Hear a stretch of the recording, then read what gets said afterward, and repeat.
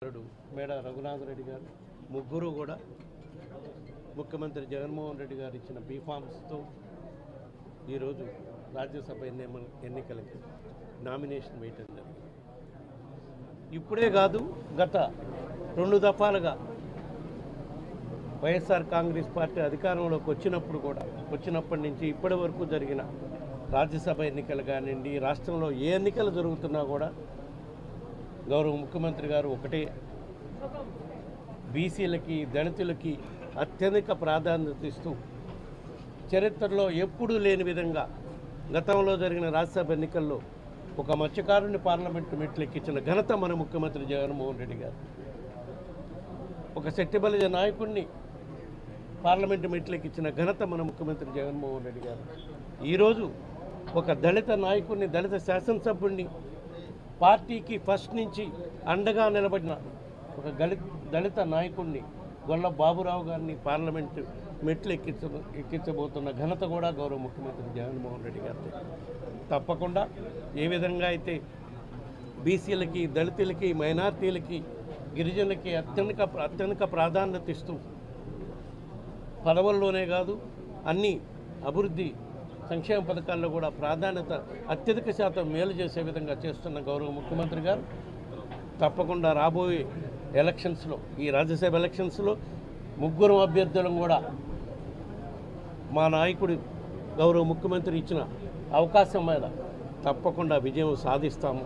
ఎందుకంటే శాసనసభలో అత్యధిక శాతం శాసనసభ్యుల బలం మాకుంది.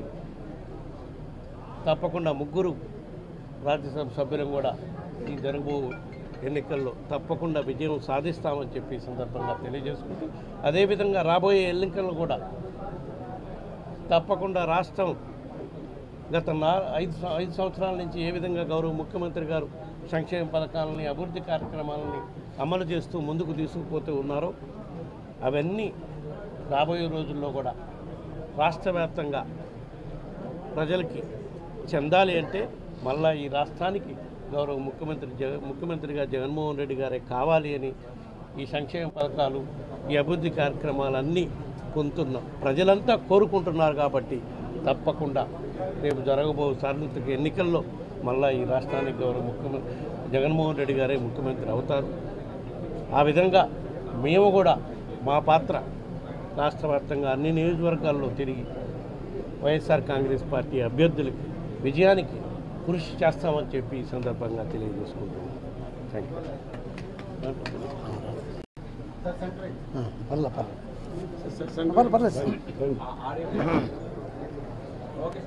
అందరికీ నమస్కారం.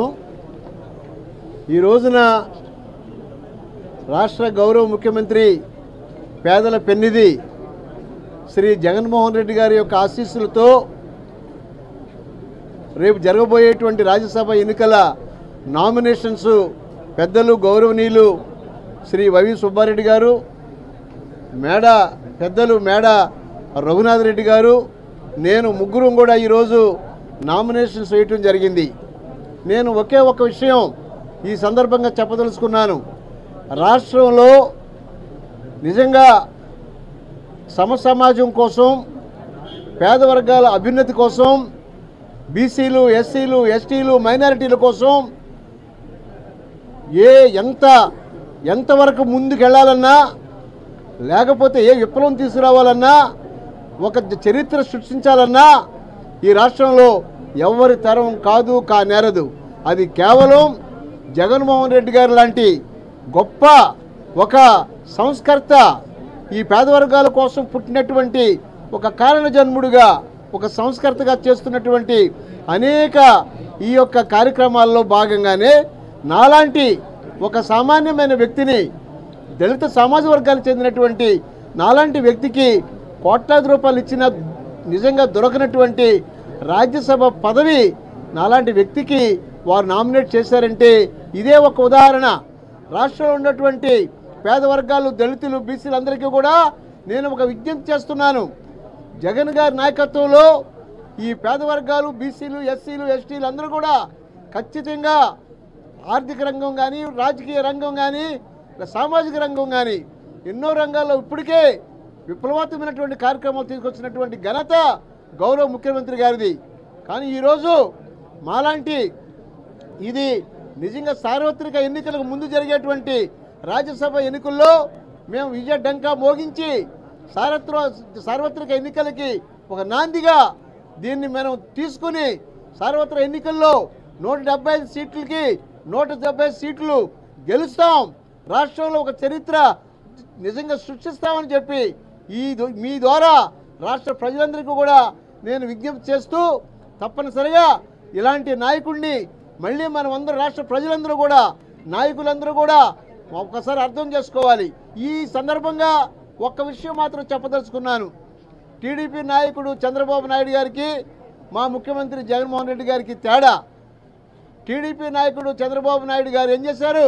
లాస్ట్ ఎలక్షన్స్లో మా దళిత సామాజిక వర్గానికి చెందినటువంటి వర్ల రామయ్య గారికి సీట్ ఇస్తానని చెప్పి ఆఖరికి కరకట్ట వరకు వచ్చిన తర్వాత కుటుంబంతో నీకు సీటు లేదు వెనక పొమ్మన్నాడు.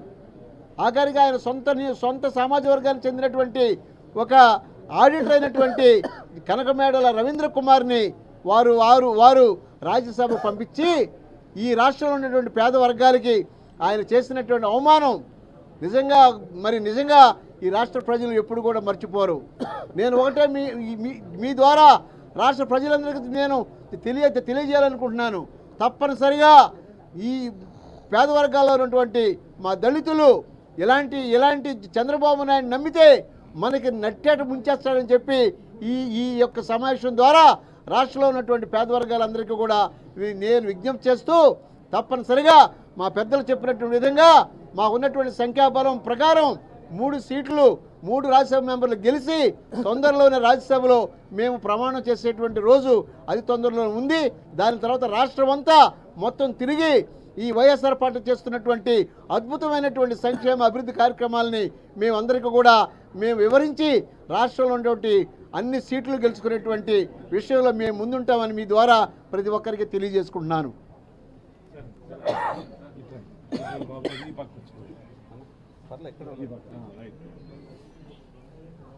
అందరికీ నమస్కారం అండి. మన ప్రీతమ ముఖ్యమంత్రి జగన్మోహన్ రెడ్డి గారు నాకు ఈ అవకాశం కల్పించినందుకు ధన్యవాదాలండి.